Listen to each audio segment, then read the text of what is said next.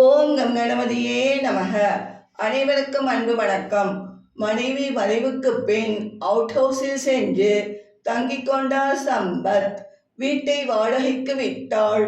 அந்த பணமும் தன் பென்ஷன் பணமும் தனக்கு போதுமானதாக இருக்கும் என்று எண்ணினார் சம்பத். கலா கணேஷ் தம்பதியினர் தங்கள் 2 வயது மகன் மகேஷுடன் சம்பத் வீட்டில் வாடகைக்கு வந்தனர்.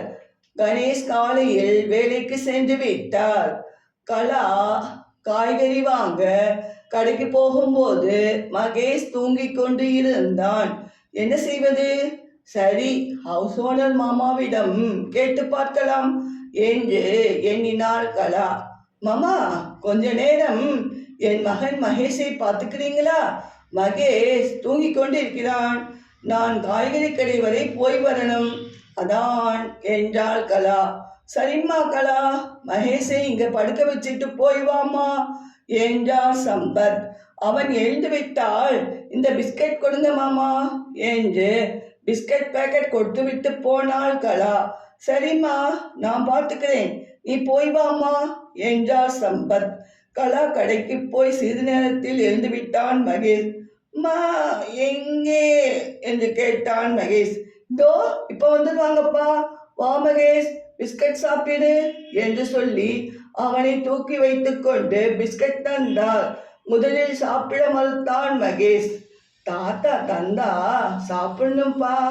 சரியா மகேஷ் என்று சொல்லி வேடிக்கை காட்டிக்கொண்டே கொடுத்தார் சம்பத். தாத்தாவா? அப்படின்னா சரி என்று சாப்பிட்டான் மகேஷ். குடிக்க தண்ணீர் கொடுத்தார் சம்பத். அதற்குள் எந்திரிச்சியா மகேஷ்? தாத்தாவை தொந்தரவு செய்தியா கேட்டுக்கொண்டே வந்தாள் கலா. இல்லைம்மா என்றார் சம்பத். மாமா, நீங்க மதியம் எங்க சாப்பிடுவீங்க கேட்டாள் கலா. பக்கத்தில் ஒரு மெஸ் இருக்குமா, அங்கேதான் போய் சாப்பிடுகிறேன்மா என்றார் சம்பத். மாமா, இன்னைக்கு நீங்க மெஸ் போக வேண்டாம், நான் உங்களுக்கும் சேர்த்து சமைக்கிறேன், சாப்பிட்டு பாருங்க, உங்களுக்கு பிடித்தால் தினம் சாப்பிடுங்க மாமா என்றாள் கலா. கல்யாணமான 1 வாரத்தில் மனைவியுடன் தனியே சென்று விட்ட தன் மகன் மணியை நினைத்தார் சம்பத். ஒரு நாள் கூட மணியின் மனைவி மாலா என்னை மாமா என்று கூப்பிட்டதில்லை. என்னங்க மாமா, நான் பேசிக்கிட்டே இருக்கேன், நீங்க என்ன ஞாபகத்தில் இருக்கீங்க என்று கேட்டாள் கலா. ஒண்ணுமில்லைமா என்றாள் சம்பத்.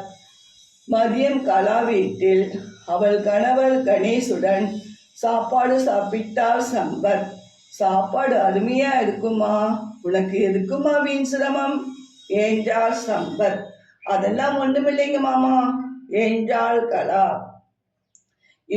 தாத்தா வா வாங்க என்றான் எழுந்து வந்த மகேஷ். இப்படியாக சம்பத்துடன் நன்கு பழகிவிட்டான் மகேஷ். கலா கணேஷ் தம்பதியினர் சம்பத்து வீட்டுக்கு குடி வந்து 2 மாதங்கள் ஆகிவிட்டது. ஒரு நாள் இரவு 7 மணி அளவில் மகேஷுடன் கடைக்கு சென்று கொண்டிருந்தார் கணேஷ். சாலையோரத்தில் வயதானவர் ஒருவர் அமர்ந்திருந்தார். இட்லி கடையில் இட்லி வாங்கினார் கணேஷ். பா, தாத்தாக்கு இட்லி என்றான் மகேஷ். தாத்தாக்கும் சேர்த்துத்தான் வாங்குறேன் மகேஷ் என்றார் கணேஷ். அதில்லைப்பா, அதோ அந்த தாத்தாக்கு என்றான் மகேஷ். சரி சரி, வாங்குகிறேன் என்றார் கணேஷ். தாத்தா இந்தாங்க, இட்லி சாப்பிடுங்க என்று தன் மழலை மொழியில் சொல்லி இட்லி பார்சலும் தண்ணீர் பாட்டிலும் கொடுத்தான் மகேஷ். யாரு சாமி நீங்க என்று கேட்டுக்கொண்டே கண்களில் கண்ணீருடன் பெற்றுக்கொண்டார் அவர். நல்லா இருங்கப்பா என்று மகேஷையும் கணேசையும் ஆசீர்வதித்தார் அந்த வயதானவர். இதுபோன்ற வீடியோக்கள் காண சப்ஸ்கிரைப் செய்து கொண்டு தொடர்ந்து கண்டுகளியுங்கள். நன்றி.